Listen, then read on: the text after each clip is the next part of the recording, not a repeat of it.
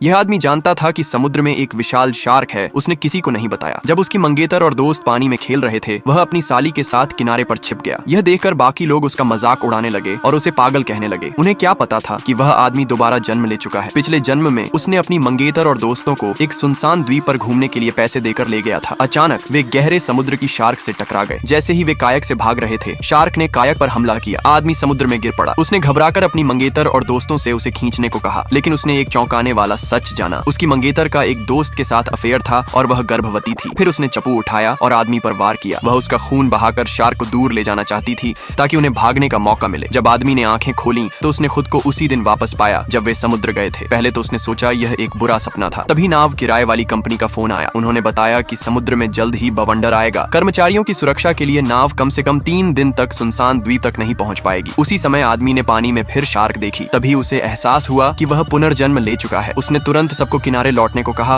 और चेतावनी दी कि पानी में गहरे समुद्र की शार्क है। किसी ने उसकी बात पर विश्वास नहीं किया। मंगेतर ने शिकायत की कि वह माहौल खराब कर रहा है। अगर उसने ऐसा ही किया तो वह सच में नाराज हो जाएगी। कोई तो डेक पर खड़ा होकर शार्क को पुकारने लगा कि आकर उसे खा ले। डर के मारे कि कहीं शार्क सच में ना आ जाए, आदमी ने उसे खींचकर नीचे गिरा दिया। उसकी हरकत से सब गुस्सा हो गए। वे उसे पागल कहने लगे। तभी उसकी साली आगे आई। उसने कहा कि वह आदमी की बात पर विश्वास करती है। उसे देखकर आदमी को याद आया कि पिछले जन्म में आखिरी वक्त पर उसी ने उसे धक्का देकर शार्क के जबड़ों से बचाया था। फिर भी उसे मंगेतर ने छोड़ दिया था। तभी उसे एहसास हुआ कि वास्तव में उसकी परवाह करने वाली अकेली उसकी साली थी। उसने तय किया कि वह हर हाल में उसकी रक्षा करेगा। जल्द ही वे फिश आइलैंड पहुंचे। आदमी को याद आया कि लड़की के पैर में अभी अभी कील लगी थी। खून की गंध से शार्क जल्दी न आ जाए, इसलिए वह उसे रोकने दौड़ा और कहा कि जमीन पर कीलें हैं, वह आगे न जाए। किसी ने उसकी बात नहीं मानी और आगे बढ़ते गए। कुछ देर बाद मंगेतर के पैर में कील लग गई। यह देखकर साली ने उस पर और विश्वास किया। बाकी ने इसे महज इत्तेफाक कहा। अचानक आदमी को याद आया कि शार्क पिछले जन्म की तरह शाम 7 बजे हमला करेगी। उसे पहले से तैयारी करनी थी। समय देखकर उसने अंदाजा लगाया कि शार्क 20 मिनट में आएगी। उसने जल्दी से कुछ औजार इकट्ठा किए